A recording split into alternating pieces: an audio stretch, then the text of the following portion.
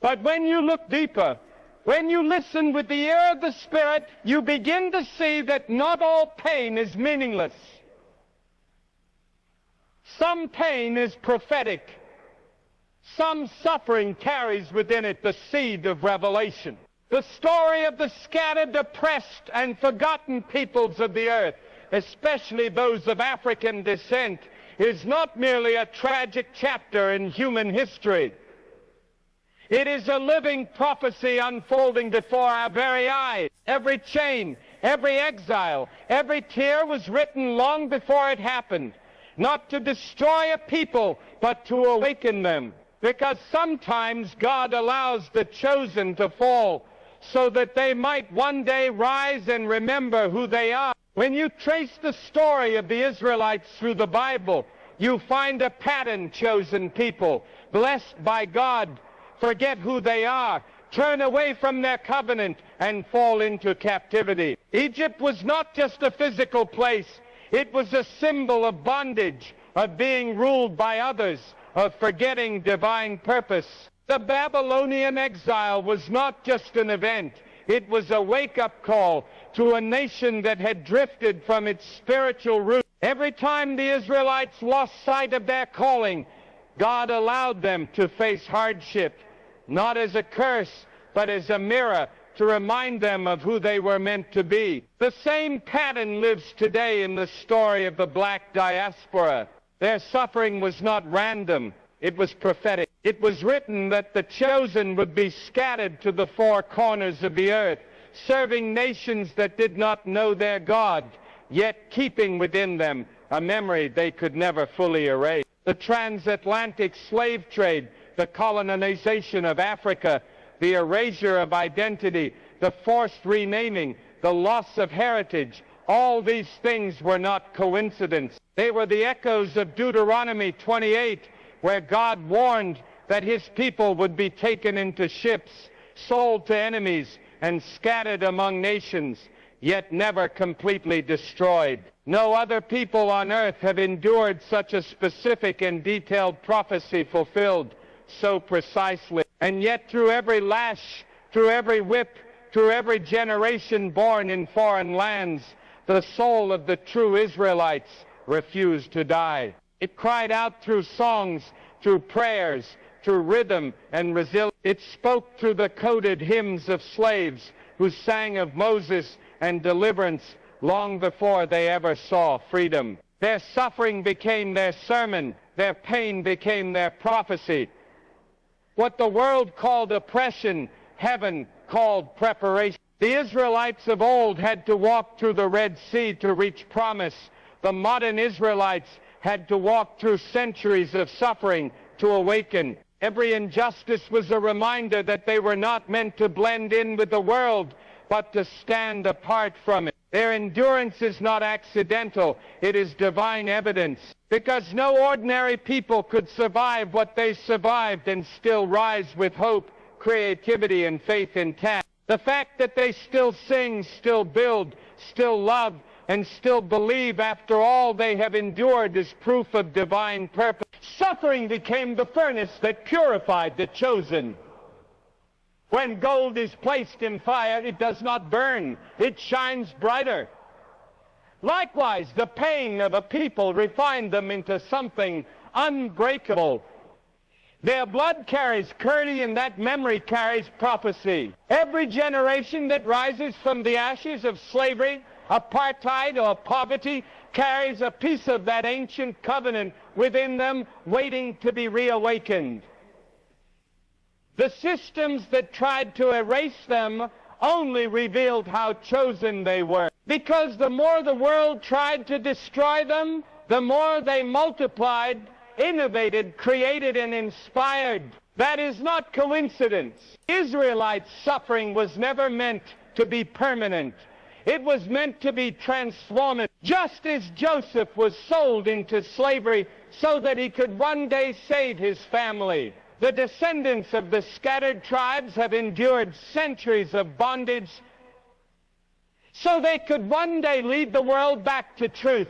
Their survival itself is a miracle, a living testimony that prophecy is real. They could one day lead the world back to truth. Their survival itself is a miracle, a living testimony that prophecy is real. The same God who allowed their ancestors to be taken away also planted within them the strength to return, not necessarily to a physical land, but to a spiritual identity. They are rising now, not through rebellion, but through revelation. Every act of oppression throughout history was a tool that sharpened their spirit, revealing purpose in pain, revealing identity in confusion. The time we are living in is not an era of new wars, but of new awakening. People across the world are beginning to rediscover who they are. They are peeling away the layers of false history, corrupted religion, and distorted imagery. They lost land, language, and freedom. But even in captivity, something inside them whispered that they were still chosen. That whisper, that divine echo, is where restoration truly begins. I want to give all the praises and the honor to Yahweh, Bahashem, Yahweh Shai, Bahashem, Racha HaKodash, and double honors to the elder apostles and the elder bishops of Great Millstone. Honors as well to the other elders and brethren, fellow believers of this truth. Shalom to you, brothers and sisters, you supporters of this truth. Shalom to the elect. Yeah, I want to do this video. This video was inspired really off of a video that I saw with this video, The Secret Origins of the Ashkenazi Jews, which he was debunking, I guess, the fact that they was not real or legit. And look who you see that they set up to do this. So another portion of the video that I linked it to, as I saw this video, I can't remember the preacher name. He looks like Billy Graham or something. I don't know.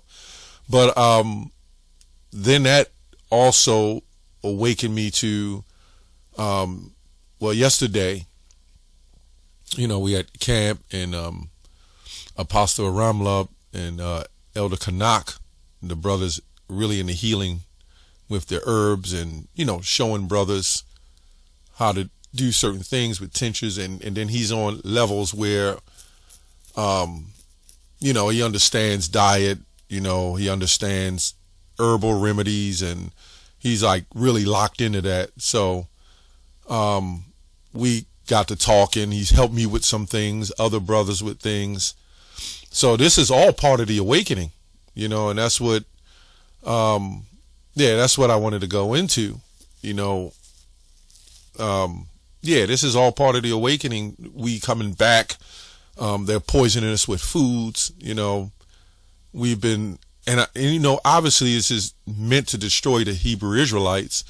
Other nations just, they're just casualties of poison foods. But really, you know, when you got a group of people you're trying to stomp out, you will stomp out everybody just to get to that group of people. See, now the heathens, they can eat that stuff, right? We can't eat it like that, like they can eat it, because really that's the whole point. It was meant to destroy us. Let's go to Deuteronomy 14. I don't know where it is. Let me see if I can find it. I mean, the verse I want to go into. Where am I at? I think it's 14:21. It says, "Ye shall not eat of anything that dieth of itself. Thou shalt give it unto the stranger that is in thy gates, that he may eat it, or thou mayest sell it unto an alien. For thou art an holy people unto the Lord thy God. Thou shalt not seethe a kid in his mother's milk." So when these people stole the identity, not that some of them aren't Israelites, because we all scattered, you know, small portion maybe, but when these people stole our identity, they looked at this, right? And they decided to make sure they claimed to fulfill the prophecy, or let me say fulfill the law, so to speak. But then what they did was added sin to sin. They added sin to sin. So what they did is said, well, the Levitical laws don't apply to these people. And this was the Lord using them to totally destroy us. And this is why when you look at so-called black people in a whole, Hispanics, natives, but mainly so-called black people, we're the sickest. Now, other nations eat this stuff. Why are they the sickest? Because we're Israelites. Our body is more linked with the earth than anyone else. Now, they are off of, out of the other nations, the Israelites. Let me say Esau, right, out of Abraham, Isaac. But we were chosen to be the special race, the special people. Let's show that. We're the only ones not allowed to be racist. We're the only ones, but they can even prove it in their racism. Right? This is 1 Peter 2:9. Let me get that. It says, I'm going to get the other translation, Berean Literal Standard Bible, but ye are chosen race.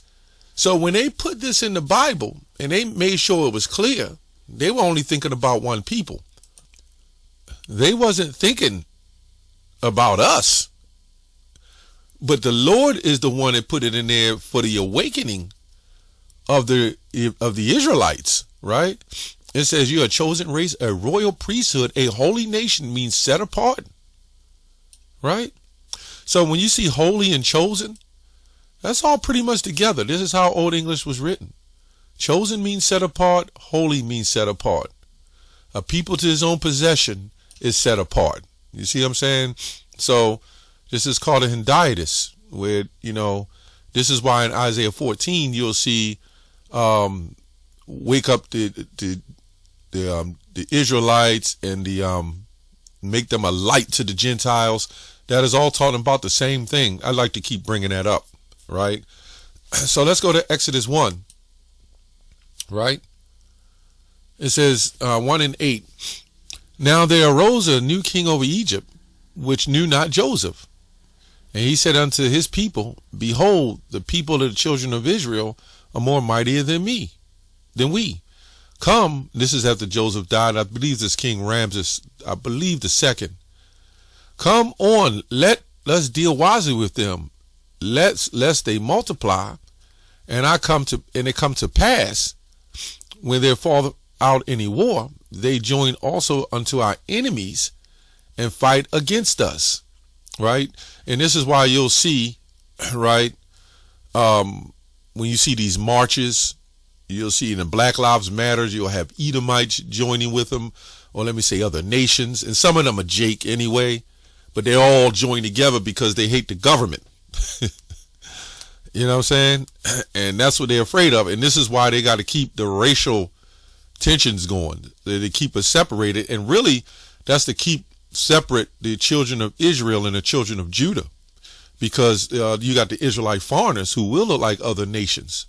So their job is to keep us separate. But Hosea 1:10 says the children of Israel and the children of Judah shall be gathered together and be appoint themselves one. Right? Therefore, they'd set them taskmasters over to afflict them with burdens. And they built Pharaoh treasure cities, Pithom and Ramses. So they really put this on the men. And now they decided, well, let's put it on the woman. And another one of those burdens is a horrible diet. Can you imagine eating whatever particular food, somebody give you a sandwich, and it literally has poison in it, cyanide, small traces, or whatever it is, right? Can you imagine them giving you that? But what they managed to do, just like when you go to the doc, they'll give you certain things that's in these things that help you, but secretly they have other things in there that's going to hurt you. And they know this, right? So it's kind of like, a lot I can't say in the video because the WHO, but it's kind of like, yeah, we'll give you 50-piece chicken McNuggets for $6. You know what I'm saying? I'm just saying it could be 20 pieces. And we know it's not that many cows in America to fund all those Big Macs and Quarter Pounders. Right? At least I don't think so. So then they decide, a lot of it's processed. So then they decide, let's throw some crystallized salt on this stuff, right? Which that cuts up your arteries. Nobody wants to tell you that. And then let's throw some carbonated sodas in here. Well, with sugar, really destroys the immune system, right? And let's put the saturated fats, unhealthy fats. Well, when you get your arteries cut, and then the grease hits it, and then it tries to heal, right? Then you start developing plaque, right? And now your arteries literally starts to close. Now you have higher blood pressure, your pancreas is destroyed, right? You're diabetic, okay? You have a nervous condition, you have stress, and then mixed with all of that, you destroy the families. So can you imagine how the diet and the psychological impact have on us as a people? Our women are totally out of order. Let me say the men are out of order too, but even with men out of order, they still crave the comfort of a woman. So even if the woman was in some kind of order, that would have some comfort. But even we don't have that. So we're attacked at family, we're attacked at diet, at health. You don't have a chance. And this is why we're saying wake up and come back to the Heavenly Father. See, they understood. The elites, a lot of people under them, they don't know. They really believe they're the real people of God. But guess what? When that thing come out, the mark, yeah, y'all taking it too. The only people who really believe what they know is them elites that have the wealth, the bloodline. And they know they're not us, but they set up a group over us to say it's y'all, right? And then through all the lies, we decide to say, well, Jesus wasn't a so-called white man. Now all the Christians say it doesn't matter. And it's crazy. Now nobody cares, right? But all these years, it mattered as long as we believed he was a so-called white man. As long as we believed our power was white and his name was God and Jesus, it was fine. Now you see all these groups coming out trying to attack us, but you're too late.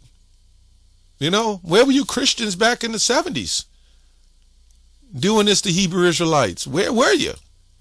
Where were you trying to wake up the people? You're not even trying to wake up the people anymore. You're just trying to stop the Hebrew Israelites. Your love for God and Jesus, right, is worse. Let me say, your love for stopping Hebrew Israelism is more than your love for God and Jesus. Isaiah 51:17. Awake, awake, stand up, O Jerusalem. We were drunk at the hand of the Lord, the cup of his fury. Thou hast drunken the dregs. It's the same thing. The scum, right? Let me look that up. Drunk the cup of his dregs. Drunken the dregs of the cup of the trembling and wrung them out. Like I said, in a lot of these, one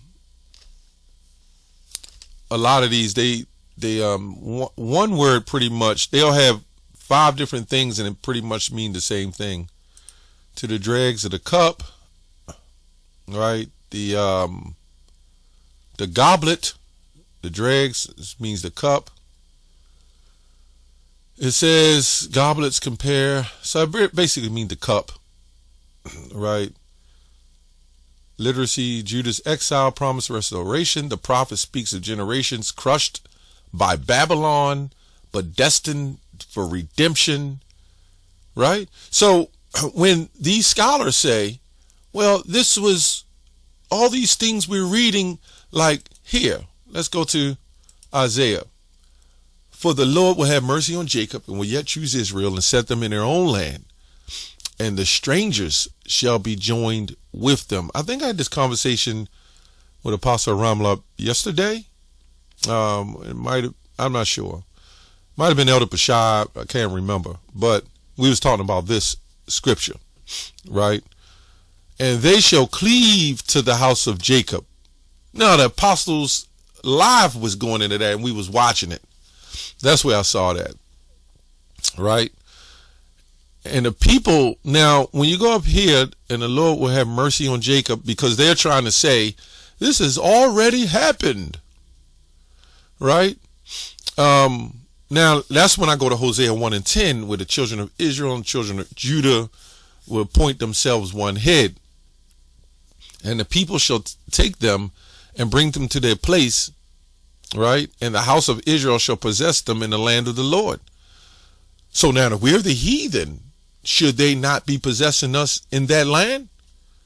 Or when 1 Chronicles 17:9 says, when the children of Israel get in that land, the children of wickedness shall not waste them anymore.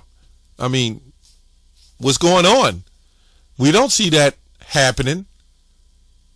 See, the Lord didn't put these people in that land. The UN, right? The League of Nations, even going back to World War I, they already plotted this to happen. Now, and I got videos on my hard drive of old videos of the Palestinians, right? And some of them is Israelites in that land.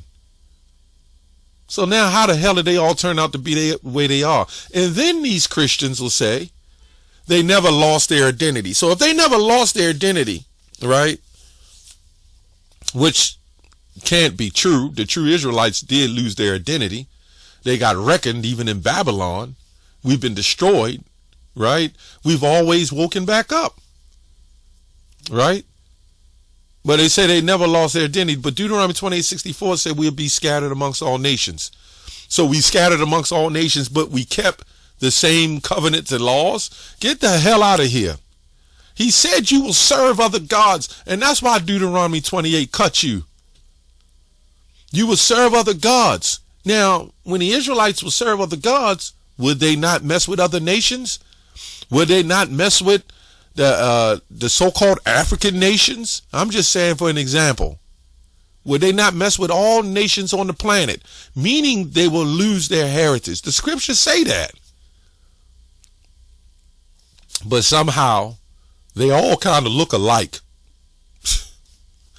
Anyway, and the house of Israel shall possess them in the land of the Lord for servants and handmaids. And they shall take them captives who captives they were, and they shall rule over their oppressors. And this is going to happen, right? You can't, as they say, you can't keep a good man down, which is the elect. You can't keep them down, man. There's nothing you can do. Joel 3:3, and they have cast lots for my people and given a boy for a harlot and sold a girl for a wine that they might drink. Yea, what have ye to do with me, O Tyre and Zidon, and all the coasts of Palestine? Will ye render me a recompense? And if you recompense me swiftly and speedily, will I return your recompense upon your own head? Because you have taken my silver and gold and carried away into your temples my goodly pleasant things. The children of Israel, also the children of Judah, the children also of Judah have you, and the children of Jerusalem have you sold to the Grecians, right? So this is telling you all the sickness and wickedness you've done.